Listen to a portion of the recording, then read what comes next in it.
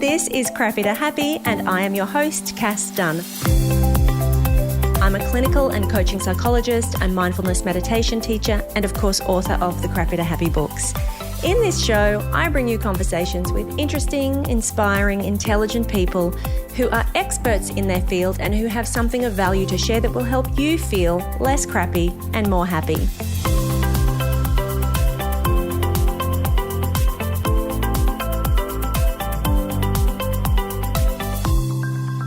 Hello, and welcome to another solo episode of Crappy to Happy. I would like to talk to you if you are one of those people who is really frustrated with not making progress towards your goals. So I talked to you last time on my solo episode about what is it that you really want and getting really clear about when you set goals, when you're striving to achieve anything in life, really unpacking what is that about and what is it that you think that the goal is going to give you, and checking in that that is a goal that is really genuinely, authentically important to you. Having established that, let's say that you do have something that you really do want to achieve in your life. Goals are good. I've established that goals are good. But on the outside, you say that this is what you want, but then all of your behavior is in the opposite direction of that. You are not doing anything towards achieving this goal.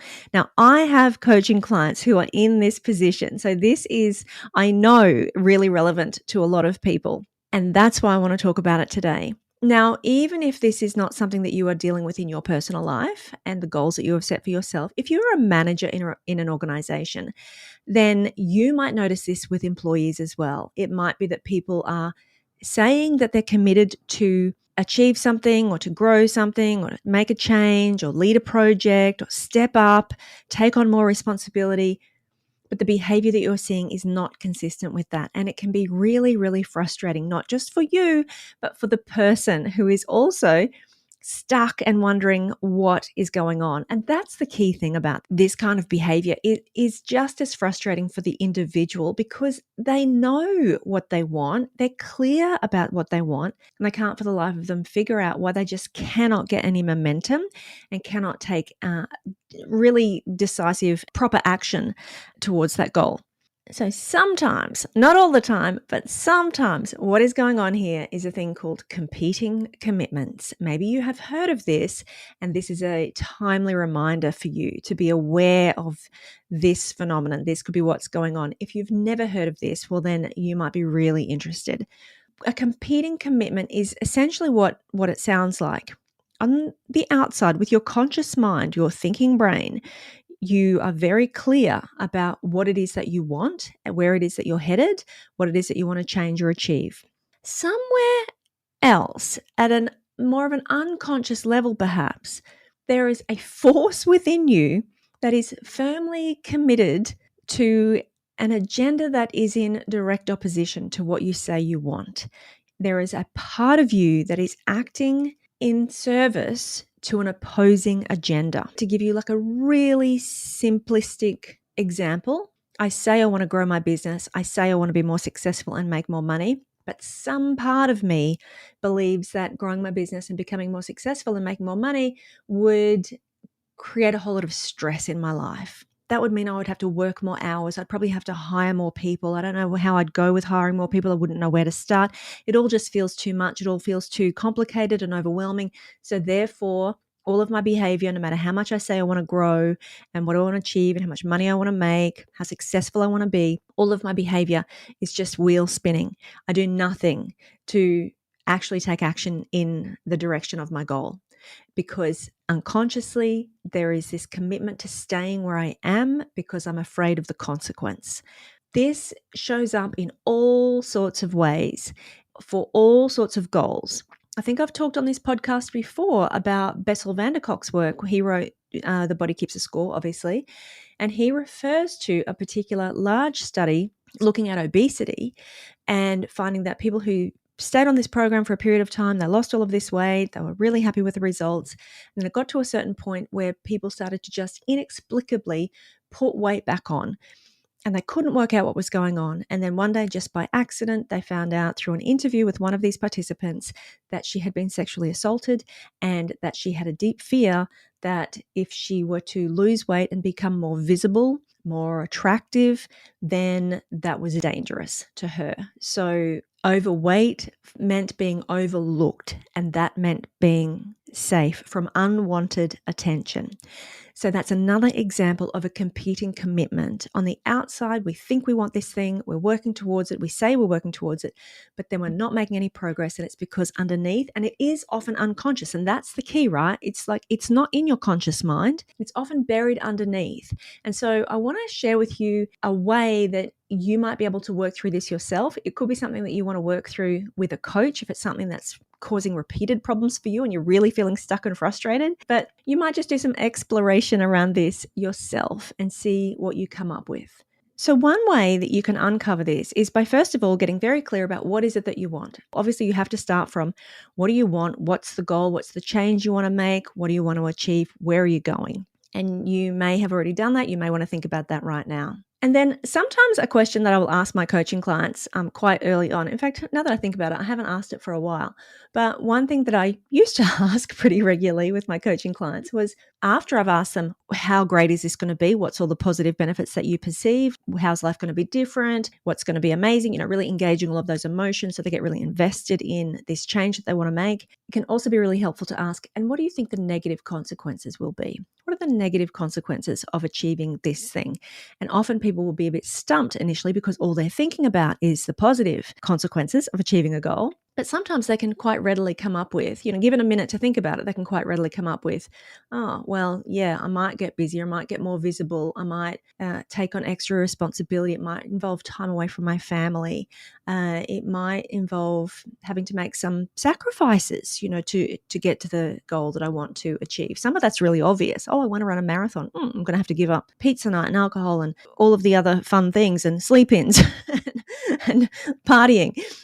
So some of it's really obvious. But we're really talking about the stuff that's buried a little bit deeper than that. So what are the negative consequences can be a useful question. But what is probably a more interesting question to ask people is, now that you are clear about your goal, what are you doing or not doing that is keeping you from achieving it? If there is something that you've committed to at work, if there's a project that you've said that you're going to lead, if there's a change that you said that you're going to make, or something that you're going to develop, what are you doing or not doing which is keeping you from making forward progress? What behaviors are you seeing in yourself? Is there a lot of wheel spinning, procrastination, coming up with excuses and justifications, busying yourself with other things, changing your mind, deciding, oh, actually, maybe I don't want that goal. Maybe I want some different goal. Do I really, staying up in your head and coming up with different stories, this jumping from goal to goal? I see that with some of my clients as well. So we've already established in establishing the goal that there is a commitment there, right? So on the one hand, I am committed to X. Then what am I doing or not doing that is keeping me from realizing that commitment? And then the third thing is, now if you imagine doing the opposite of that. So let's say what I'm doing is spending endless amounts of time creating business plans and marketing plans and strategizing my website without actually calling up a client or doing something that's going to have a direct impact on my business. If you imagine doing the opposite of that, do you detect any discomfort? If you actually were to do the opposite of your sabotaging behavior, if you were to actually take a forward step, and this really requires you to slow down and tune in. The answer to this can't come from your head, from your conscious brain, because your conscious brain is all, no, I'm all in. I don't know what's going on here. You have to slow down, get really still, and actually tune in to the physical sensation, tune into something that's a little deeper. If I did the opposite, if I took a step in the direction of my goal, do you sense any discomfort, any worry, any fear? What comes up? What do you sense? So therefore, by avoiding doing the thing, what is the negative consequence that you're actually committed to preventing from happening? How are you keeping yourself safe? It often all just comes back to some form of safety, whether it's emotional safety, psychological safety, just security, certainty, stability, comfort, staying in your comfort zone. This way, by tuning in, by slowing down and really asking, if I did this, if I were to do the opposite of my sabotaging behavior, if I was to suddenly be free of this and I was actually taking a step in the direction that I want to go, what am I worried about? What is the negative consequence that I'm fearful of? So therefore, what am I avoiding? Now, that in itself can be really useful. That can provide some really key insight into what's going on. For some people, just the realization, just realizing what is going on can be enough to just flick the light switch on and realize that something that has been unconscious or out of your conscious awareness essentially comes into your conscious awareness. And from that place, you can actually examine it rationally. Because as long as it's out of your conscious awareness, you can't see it. It's driving your life. It's like the software that is running your programming, running all of your behavior, but you're not fully aware of it. So that's why it's so frustrating. As soon as you shine a light on it and you become aware of it, then you can do something about it. Sometimes that in itself is enough because you immediately can start to question or challenge or look for, well, how could I accommodate this? Or how could I come up with a contingency plan so that I don't have to deal with this negative consequence necessarily? Sometimes you need to do a little bit more work than that. But the first thing, the most important thing you need to do when you recognize what that competing commitment is, what is the negative consequence that you have been unconsciously seeking to avoid, it's like you realize that you've got one foot on the accelerator and one foot on the brake. Like that's how it feels. Like I feel like I want to go in that direction, but there is a part of me that is just jamming on that brake and not letting me move forward. So once you realize that that foot on the brake is in the service of this other competing commitment, I'm committed to keeping the peace. I don't want to disrupt my relationships. I really want to have a healthier lifestyle and all of that involves, but I don't want to disrupt the dynamic in my friendship group where what we do is we get together and we eat a lot of pizza and drink wine. Or I don't want for people to think that I think that I'm better than them. I don't want to grow in my career because I like the loyalty and the dynamic of my team that I work with. I am fearful that I would have to manage conflict and I don't know how I would do that. I would have to go into debt if I were to grow my business, and that scares me because I saw my parents lose a lot of money. I would love to be in my own business, but my dad, he was in his own business and it practically destroyed him. You know, he worked around the clock and I don't want that. Sometimes what you realize is these assumptions that you're making or this competing commitment that is running the show, it sometimes comes from way, way, way back. It comes from old, early experiences that have landed in your psyche. Basically, you've created all of these associations which are then leading you to make these assumptions which you're not even necessarily aware of in your adult life. And you're just running, you're doing life without even realizing that this programming is there and that it's running the show. So this is why it can be really useful to really dig in and just check in. What are the assumptions that I'm running here? What am I assuming about this? What am I assuming about success or becoming a leader or stepping up or having more money or having more responsibility? Where am I acting as if this is true before I've even given myself the opportunity to test that out? Where am I getting in my own way and sabotaging my success because of some old story or some old conditioned belief that I haven't even yet brought into my conscious awareness to even question or challenge or examine rationally? What are the assumptions that I've made, or what's the conditioning that I've grown up with in terms of my place in the world, or what we are capable of in our family or the town that I came from? What were the jokes that we made in my family about a certain type of person, and why might I not want to be that type of person? All sorts of old stuff is kicking around there, potentially getting in your way. So when we have a competing commitment, otherwise known as competing values or competing desires, you might have heard those terms. One of my values is, I want financial freedom. I want to grow my business and be financially successful. But my other value is time with my family and being there for my kids and being able to do school pickup. And in my mind, these two things don't go together. I can't run a multiple six-figure business and also be there to pick up my kids from school. In my mind, these things don't go together. Being a business owner or a CEO and potentially having a team and lots of responsibilities, like that's going to be massively time consuming and would take all of my time away from my family. So it's not true. It's an assumption. But if at any level that's what's running, that this thing is going to take away my ability to have that thing, competing values, then you're just going to slam those brakes on and not make any progress. So we examine the assumption, we look at the assumption, and then we can actually question the assumption. But the first thing to do, again, like I said, we slow down and we look at how has that assumption been running our life in other areas. So we've established that we've got this idea that being a leader means having to not be anybody's friend. People are going to not like you. You can't go for team drinks anymore. Or being a fit person means people won't like you and you won't be able to go for drinks with your friends anymore, or you'd have to give up everything that's fun in life, whatever it is, right? So you examine the assumption and then you have a look at where else have I been running that story? Like what other aspects of my life has that been infiltrating? That can just be useful too, because sometimes it's not limited to this one particular area of your life. And then the next thing is to look for the counter evidence. So look for where this is not true. Look for specific examples of where this is not true. Because here's the thing, when you have an assumption about anything, there is a thing which you're very familiar with, which is called confirmation bias.